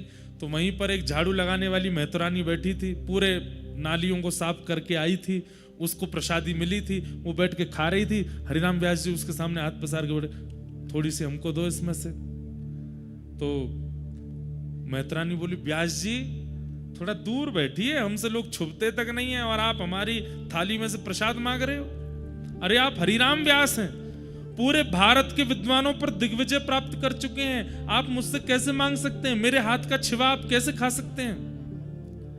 हरिराम व्यास जी बोले देख मैं व्यास तू मेहतरानी, लेकिन चाहे तेरे हाथ में जाए चाहे मेरे हाथ में जाए, प्रसाद अपनी जाति नहीं बदलता। प्रसाद प्रसाद ही रहता है। प्रसाद बिहारी जी का ही रहेगा, प्रसाद पकौड़ी ही रहेगा, प्रसाद कढ़ी ही रहेगा। तो मैं और तू ठाकुर जी के प्रसाद को लेके जाति में क्यों विभाजित हो जाते? चल जल्दी दे दे। ये बात सुन के मेहतरानी ने अपने हाथ की प्रसादी दे दी, और जैसी प्रसादी खाई महाराज, व्यास मिठाई विप्र की तामे लागे आग, वृंदावन की स्वपच की झूठन खाइए माग। बोले भैया कोई बड़ो विप्र अगर आपको मिठाई खवा रहे हो तो वहां में आग लगाए दो, लेकिन वृंदावन का एक स्वपच व्यक्ति भी अगर अपनी झूठन दे रहा हो तो उसको खाने में भी कोई लज्जा मत करो। आहा, एक पद और है मुझे मिल नहीं रहा है। वृंदावन के हरिराम व्यास जी कहते हैं कि बड़ी बड़ी पोथियां, हुआ क्या कि जैसे ही मेहतरानी के हाथ से पकौड़ी खाई इन्होंने, तो घर परिवार के लोग बोले काजल लगा के घूम रहे थे तब हमको इतना कष्ट नहीं हुआ, ये वृक्षों से गले मिलते घूम रहे थे तब हमको इतना। पर ये बताओ झाड़ू लगाए हाथ में बैठी है, नाली साफ करके आई है, उसके हाथ से जो है पकौड़ी खा गए। घर वाले लोगों ने कहा अब व्यास जी से हमारा कोई संबंध नहीं, भैया ये पागल हो चुके हैं, हमारे लायक नहीं। तो हरिराम व्यास जी बोले बताओ, बड़े बड़े वेद मंत्र घर नहीं छुड़वा पाए, बड़े बड़े उपनिषद घर नहीं छुड़वा पाए, एक मेहतरानी की पकौड़ी ने छुड़वा दी, एक मेहतरानी के हाथ की पकौड़ी ने घर छुड़वा दिया। ऐसे हरिराम व्यास। तो ये महाभागवतों के लक्षण है। कैसे भैया देखो, एक बात बोलूं, मैं व्यास मंच से बोल रहा हूं, कई बार अगर मेरे पास वाला भी इस ऐसी हरकत करेगा ना तो हो सकता है मेरी भी दोष दृष्टि हो जाए, भाई ऐसे कैसे खा रहा है। परंतु ये नहीं है, हम अभी महाभागवत हुए नहीं है इसलिए हमारे अंदर दोष आता है। महाभागवतों में दोष नहीं होता।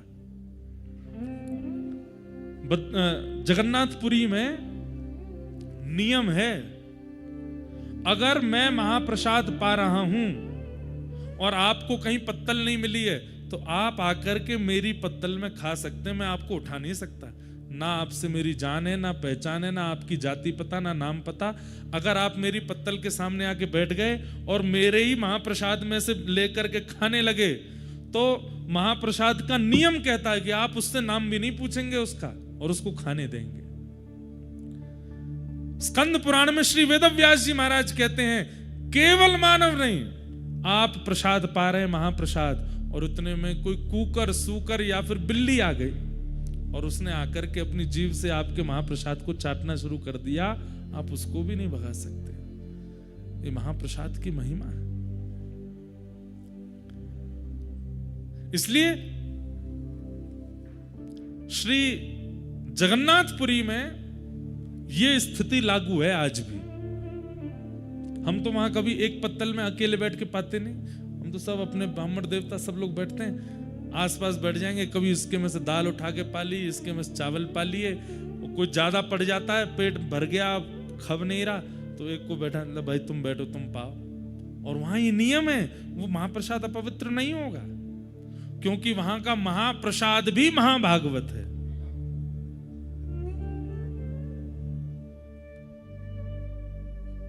भाई मानव हो तो जातियों में रहना पड़ेगा, लेकिन महाभागवत हो गए हो तो अपने आप सब निकल जाएगा चित्त से।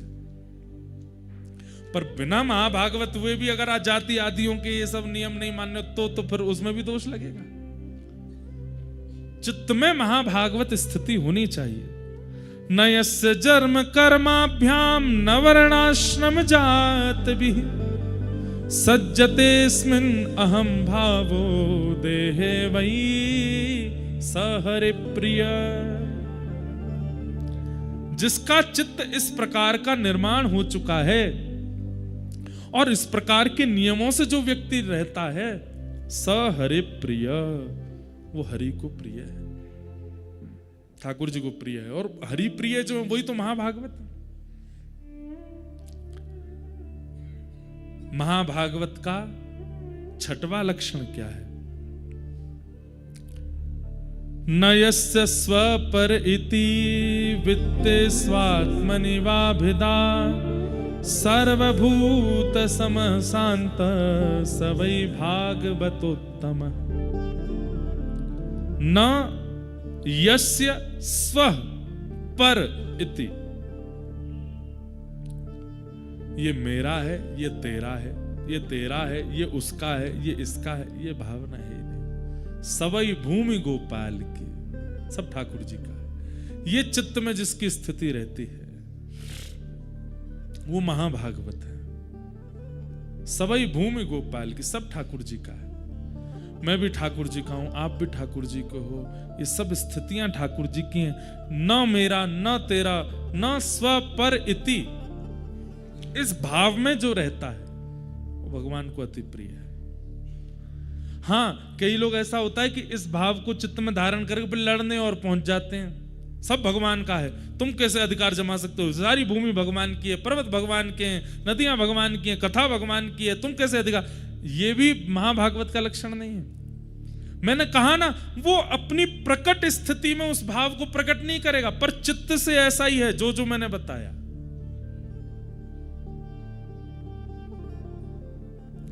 न स्व पर इति,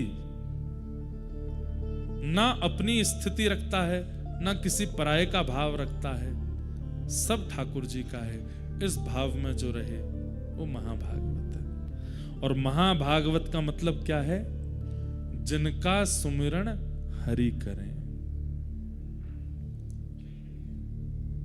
एक कथा हो रही थी और उसमें एक संत प्रवर हुए हमारे राष्ट्र में, उनका नाम था मामा श्री प्रयागदास जी। ये श्री सीता जी को अपना बहन मानते थे। इनकी कोई बहन नहीं थी। बाल्यकाल में इनका एक मित्र एक दिन कहीं जा रहा था। इन्होंने मित्र से पूछा, कहाँ जा रहे हो? बोले, मैं अपनी बहन के पास जा रहा हूँ। बोले, बहन क्या होती है? बोले कि मैं एक ही माता पिता के, एक मैं पुत्र हूँ, एक मेरी बहन भी है। अच्छा, तो मेरी बहन कौन है? बोले, अपने माता पिता से पूछो। अपने माता पिता के पास जाकर के रोने लगे, मेरी बहन कौन है, मेरी बहन। अब इनकी बहन तो थी नहीं। तो माता जी ने कह दिया, सिया जी तेरी बहन है। तो मामा प्रयागदास जी बोले, सिया जी कहाँ है? बोले, उनकी शादी हो गई। तो कहाँ रहती हैं? बोले, अयोध्या जी में रहती हैं। अच्छा, मेरे जीजा जी कौन है? बोले, जीजा जी तुम्हारे राम जी। इतना अखंड विश्वास कर लिया इस बात पर, अब तो मां के पीछे पड़ गए, मैं बहन के घर जाऊंगा। तो बोले, चला जा अयोध्या। बोले, बहन के घर खाली हाथ नहीं जाते, खीर बना के दो। मैया से खीर बनवा के ले गए और अयोध्या में जाकर के सबसे ये नहीं पूछे सिया जी कहाँ हैं। बोले, मेरी बहन कहाँ है? अब सब लोग बोले, तुम्हारी बहन हमको क्या पता कहाँ है? कोई नाम पता है? वो नाम पता तो नहीं, बस बहन का नाम, जीजा जी का नाम पता। बोले, क्या नाम है? बोले, बहन है सीता जी, जीजा जी है राम जी। संत जनों के नेत्र सजल हो जाते। वाह, अच्छा तुम्हारी बहन है? बोले हाँ, मेरी माँ ने कहा उनका ब्याह हो गया, मेरे को याद ही नहीं वो कैसी दिखती हैं, मैं देखने आया हूं उनको।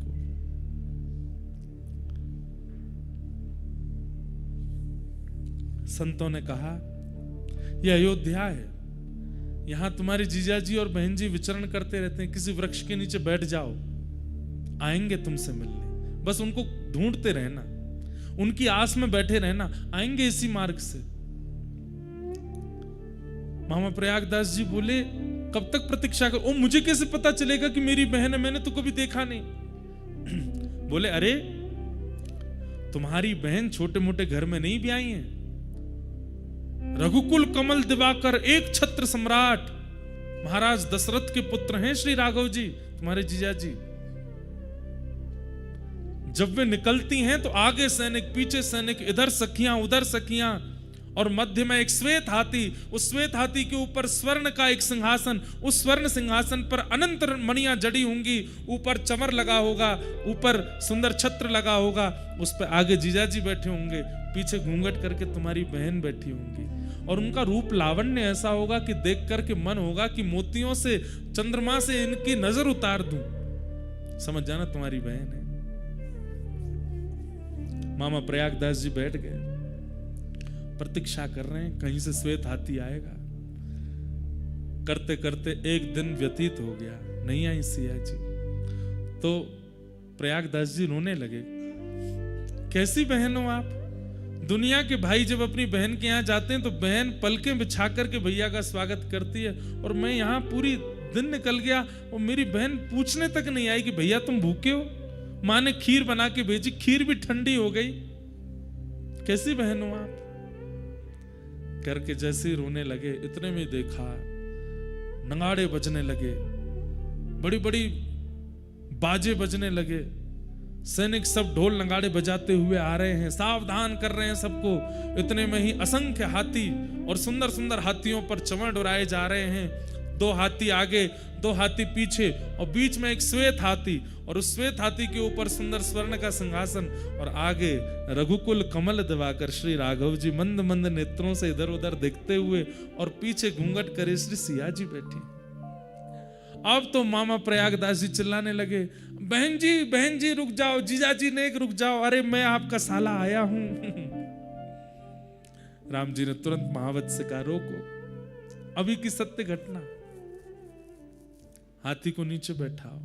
नीचे बैठा है, सिया जी उतर करके आए, और उतर करके आकर के देखा, नेत्र सजल हो गए सिया जी के, लिपट गए मामा प्रयागदास जी। बहन जी आपने मेरी सुध नहीं ली, मैंने पहली बार देखा आपको, माँ ने बताया आप बहुत सुंदर हैं, और देखिए ना आप सुंदर ही हो। सिया जी ने खीर पाई, खूब सुंदर लड्डू पवाए, और उसके बाद जब जब उनकी इच्छा होती तब तब सीता जी ने कह दिया जब इच्छा करोगे बस याद कर लेना, हम दोनों आ जाएंगे। जब जब उन्होंने इच्छा प्रकट की तब तब आकर के राम जी ने उनको दर्शन दिया। तो एक बार की बात, कथा सुन रहे थे, तो कथा में व्यास जी ने वन गमन का प्रसंग सुना दिया। उन्होंने वो पहली बार ही सुना था। वन गमन में उन्होंने जब बताया कि कैकेयी महारानी ने जाकर के दशरथ जी से 2 वरदान मांगे, और एक वरदान में कहा कि भरत को राज्य गद्दी, दूसरे में कहा राम को वनवास। ये सुनते ही प्रयागदास जी रोने लगे, नहीं मेरे जीजा जी वन में नहीं जाएंगे। लेकिन व्यास जी तो सुनाते जाए, चुपचाप बेचारे सुनते गए। और जैसे ही प्रसंग आया कि सीता जी के पास गए और सिया जी से जाके कहा कि तुम यहीं रह करके पूरे कुल की रक्षा करना, सेवा करना, और सीता जी कहने लगी नहीं नहीं मैं तो आपके संग चलूंगी। सीता जी कहने लगी मैं आपके संग चलूंगी। तो प्रयागदास जी तो इतने फूट फूट के रोए, और जैसे ही सुना कि रथ में आरूढ़ होकर के राम जी और सिया जी अयोध्या छोड़ के वन चले गए, मूर्छित हो गए वहीं पे।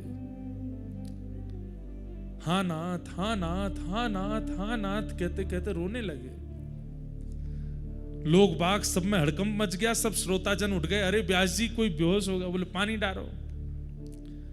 जैसे तैसे होश में आए, आंखें लाल और नेत्रों से अविरल अश्रुधार, पूरा शरीर कांप रहा है। दौड़ करके व्यास जी के पास गए, बोले मेरे भैया और मेरी बहन और मेरे जीजा जी कौन से वन में गए थे? बोले चित्रकूट के वन में गए। उसी समय दौड़ करके अपने घर गए और घर जाकर के, सुनिएगा, घर जाकर के खटिया ली, खटिया के साथ रजाई ली। बोले कि जंगल में सोते होंगे, उनको ओढ़ने को नहीं मिलता होगा, लेटने के लिए खटिया नहीं मिलती होगी। खटिया ली, रजाई ली, अचार का डिब्बा लिया, खाते होंगे क्या मिलता होगा उनको, बढ़िया सुंदर सुंदर सामग्री जो जो वन में होनी चाहिए एक व्यक्ति की जरूरत के लिए सब इकट्ठी कर ली और खटिया के ऊपर डाल करके सारा सामान पूरा धर के, कपड़े लत्ता आदि, वस्त्र सौल आदि, बहन के लिए सुंदर पादुका, जीजा जी के लिए सुंदर पादुका, सब सामग्री लेकर के और सिर पर धारण करके चल दिए चित्रकूट। और रोते जा रहे रास्ते पर। चित्रकूट के वन में पहुंच गए और वन में जाकर के सब रख दिया। और उनको तो वरदान था कि जब स्मरण करोगे आ जाएंगे।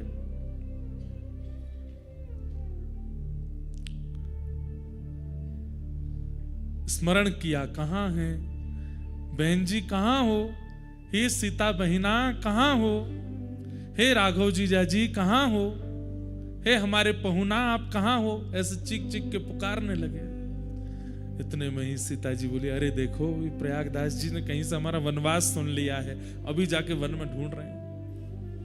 सीता जी इतने में प्रकट हो गई, राम जी प्रकट हो गए, तुरंत चरणों में लिपट गए। बोले कि अरे आप तो कृपा करो, आप वन में क्या कर रहे हैं? आप वन में क्यों घूम रहे हैं? सिया जी बोली, नहीं नहीं नहीं, वो 14 वर्ष का वनवास हुआ था, पर 14 मिनट ही हम लोग वन में रहे, उसके बाद दशरथ जी हमको वापस ले आए और फिर जनक जी भी ले आए और सब ला करके हमको राजमहल में बिठा दिया। अब वनवास नहीं है, वो तो हो गया पूरा। 14 मिनट के लिए गए थे भैया, कर करा के आ गए वापस, आप चिंता मत करो बिल्कुल भी। प्रयागदास जी बोले, मैं तो आपके लिए खटिया लेके आया, रजाई लेके आया, सब सामान लेकर के आया कि आप कहीं वन में होंगे, आपको कष्ट नहीं हो। वो नहीं नहीं, हमारा तो वनवास पूरा हो गया, अब आप प्रेम से खटिया लाए हो, इस पर पड़ जाओ, प्रेम से आनंद करो, कोई चिंता की बात नहीं है, हम राजभवन में सुख ले रही हैं। बस ये सुनते ही प्रयागदास जी नाचने लगे। बोले मेरी बहन सुख में है ना, कोई कष्ट तो नहीं? राम जी को बोले बिल्कुल कष्ट नहीं देना इनको। राम जी बोले बिल्कुल नहीं देंगे, चिंता मत करो। महाराज एक पेड़ के नीचे खटिया बिछा ली। उसी दिन जब ये सुन लिया कि सिया जी सुखी हैं, उस दिन के बाद अपनी अंतिम श्वास तक प्रयागदास जी ने भजन ही नहीं किया, पड़े रहते बस। कोई आगे कहता भजन कर लो, बोले क्या करना, हमारी बहन सुखी है, अब क्यों भजन करना? बहन को कष्ट होता, किसी प्रकार की कोई पीड़ा होती तो उसके लिए भजन करते। हमारी बहन तो आगे बता के कहीं बहुत प्रसन्न है, वो तो कनक भवन में विराजती हैं, आनंद से रहती हैं। पेड़ के नीचे खाट बिछी है, खाट के नीचे सरवा, प्रयागदास अलमस्ता सोवे, राम लला को सरवा। हम तो अलमस्त आनंद ले रहे हैं, यहाँ पे सुख ले रहे हैं, हमको कुछ करने की आवश्यकता नहीं। ये महाभागवत है। हम यहाँ आपको कितना व्रज से ठाकुर जी छोड़ के चले गए, कितनी कथा सुना देते, कुछ होता है? कुछ नहीं होता। यशोदा मैया व्याकुल हो गई, लाला मत जावे, हमें छोड़ के मत जावे। हम लोग सुन के रो जाएंगे, इससे ज्यादा कुछ नहीं होगा। पर प्रयागदास जी तो व्याकुल हो गए। ये स्थिति किसकी हो सकती है? ये महाभागवत की हो सकती है। और महाभागवत कौन? जो हरि को स्मरण करे, नहीं, जिसका सुमिरन हरि करे, वो महाभागवत। और उनकी स्थिति क्या बताई गई यहां पर? नयस्य स्व पर इति, जो अपने पराये का भेद नहीं रखता। सब ठाकुर जी का है, सब स्थिति ठाकुर जी की है, सब भाव ठाकुर जी के हैं, सब कथा ठाकुर जी की है। ऐसे महाभागवत हैं कौन? श्री उद्धव जी महाराज। वो उद्धव यहां पर विराजमान है। महाभागवतों के लक्षण, ऐसे महाभागवत हैं श्री उद्धव जी। तो ऐसे उद्धव जी को भगवान ने बद्रिकाश्रम भेजा है। अब यदुवंशियों को शाप लग चुका है। यहां से कथा सुनिए। हम थोड़ा सा उद्धव कृष्ण संवाद में प्रवेश करके फिर आज के प्रसंग को विराम देंगे। यदुवंशियों को शाप लग चुका है और आपको जानकर के आश्चर्य होगा कि यदुवंशियों को शाप किस दिन लगा? जन्माष्टमी के दिन ठाकुर जी का जन्मदिन था उस दिन, और पूरे देवी देवता सब भगवान को प्रणाम करने के लिए आए थे। भगवान को प्रणाम करते हुए सब देवताओं ने भगवान को वंदन किया। नतास्मते नाथ पदारविंदम बुद्धिन्द्रिय प्राण मनोवचो भी यद्यत्यतेऽन्तर्हृदि भावयुक्ते मुमुक्षुभिः कर्मयोरुपपाशात्। देवताओं ने आकर के भगवान को प्रणाम किया, और प्रणाम करते हुए सब देवता भगवान को वंदन करने लगे। आपके चरण कमलों की महिमा, आपके मुखमंडल की महिमा, आपकी बुद्धि की महिमा, आपके स्वभाव की महिमा, सब महिमा गाने लगे। भगवान थोड़ी देर महिमा सुनते सुनते बोले, मूल बात पे आओ, बात क्या है, इतना महिमा मंडन क्यों कर रहे हो? सब देवताओं ने कहा, भगवान भूमेर भारावताराय पुरो विज्ञापितः प्रभो। हे नाथ, आप जिस कारण से अवतार धारण किए थे वो काम आपका पूरा हो गया। भगवान के अवतार के कारण क्या है? पहला कारण धर्म संस्थापनार्थाय, धर्म की स्थापना। दूसरा कारण क्या है? वैष्णव संत और भक्तों को दर्शन, वो भी पूर्ण हो गया। तीसरा कारण क्या है? राक्षस दुष्ट और दैत्यों का वध। ये भगवान का कारण है आगमन का। देवताओं ने जाकर के कहा कि नाथ, आपका अब कारण पूरा हो चुका है, अब आप वापस वैकुंठ चलो, अपनी लीला पूरी कर दीजिए। और आज तो यदुवंशियों को शाप भी लग गया है, अब नाथ आपको वापस चलना चाहिए।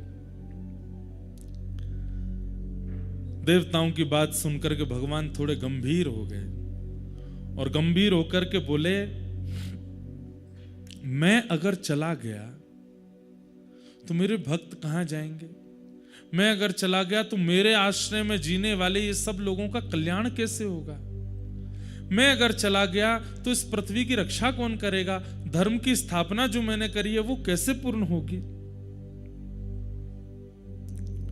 तब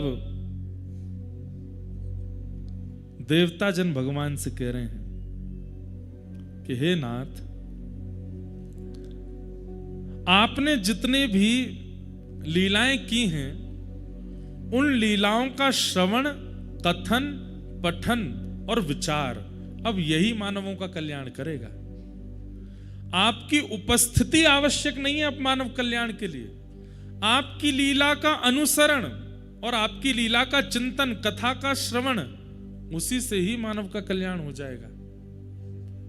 कृपा करके अब तो आप चलिए। तब भगवान ने मन में विचार किया, और यहां पर स्पष्ट ब्रह्मा जी कहते हैं कि भगवान कितने वर्ष के हो गए आज?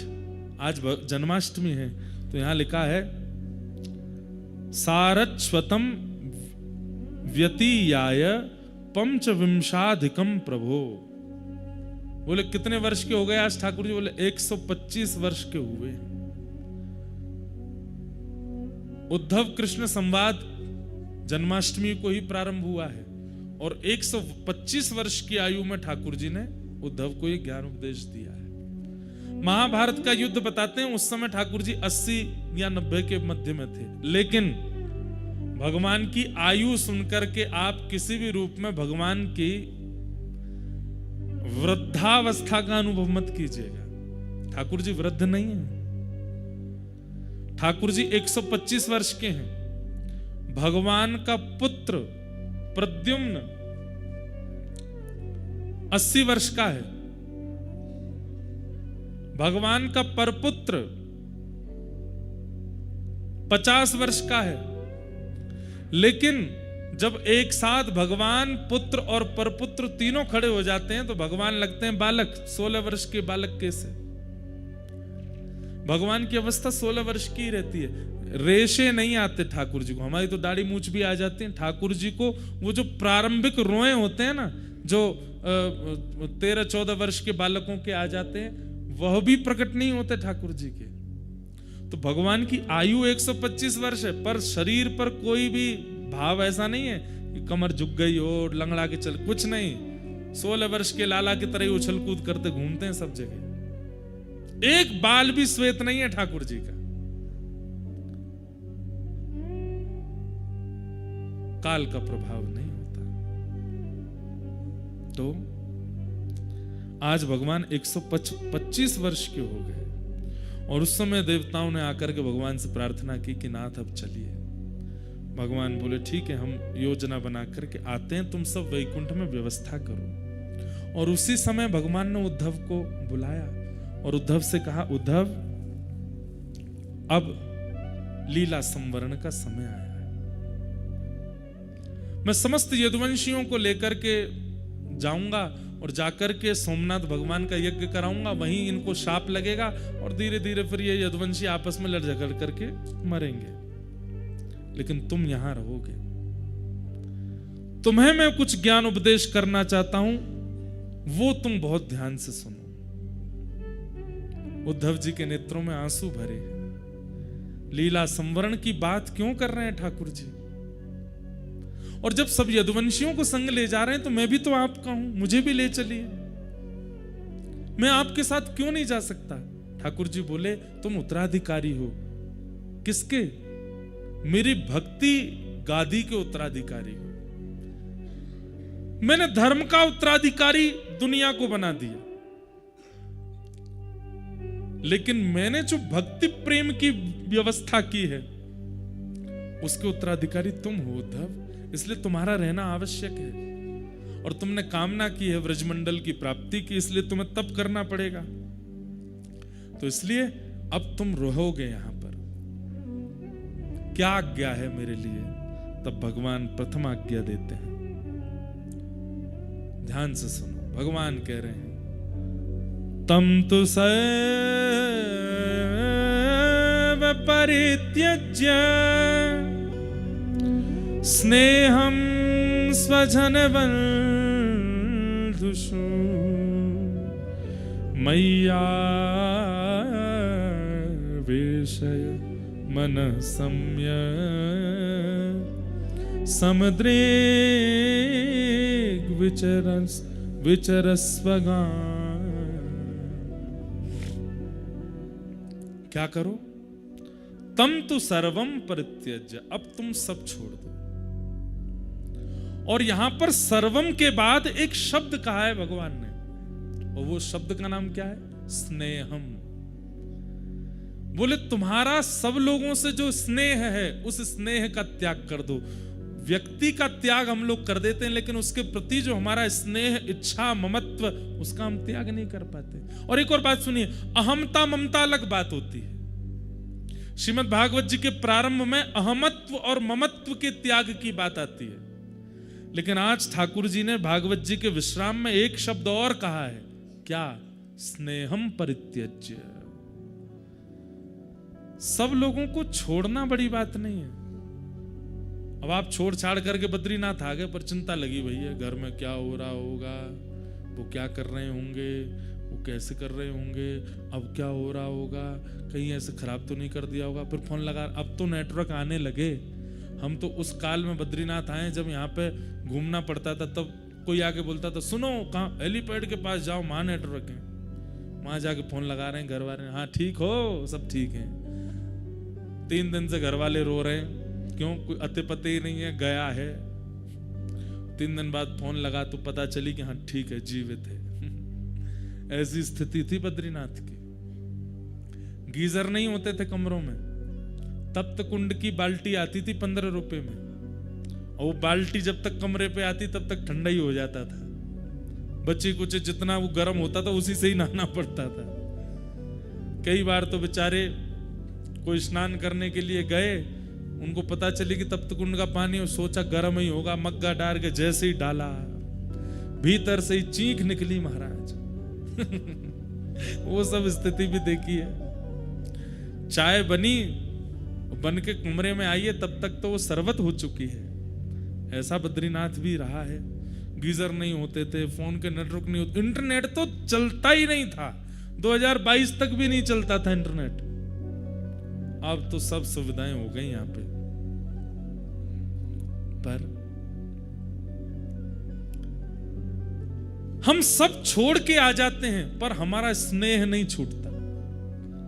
ठाकुर जी कहते हैं, उद्धव अब तुम स्नेह का त्याग करो। स्वजन वंदिशु, तुम्हारे जितने भी स्वजन हैं, जितने भी बंधुजन हैं, जितने भी प्रियजन हैं, इन सब से अब तुम स्नेह का परित्याग कर दो। क्योंकि जब तक ये स्नेह इस चित्त में रहेगा, भले शरीर से तुमने किसी का भी त्याग कर दिया हो, मेरी प्राप्ति नहीं हो पाएगी। क्योंकि मेरी प्राप्ति देह से नहीं, स्नेह से ही होती है, और वो स्नेह अभी भी तुम्हारा उनमें है, तो मैं कैसे मिलूंगा? इसलिए तुम स्नेह का परित्याग करो। स्नेह कैसा होता है? चिंतन के रूप में होता है। भले ही जीव शरीर से सामने नहीं है, भले ही जीव वार्ता से सामने नहीं है, भले ही उस जीव की चर्चा भी हमारे आसपास नहीं हो रही, पर हमारे चिंतन में उसका ध्यान बना हुआ है। कैसा है, क्या? यही चिंतन, इसको स्नेह कहते हैं।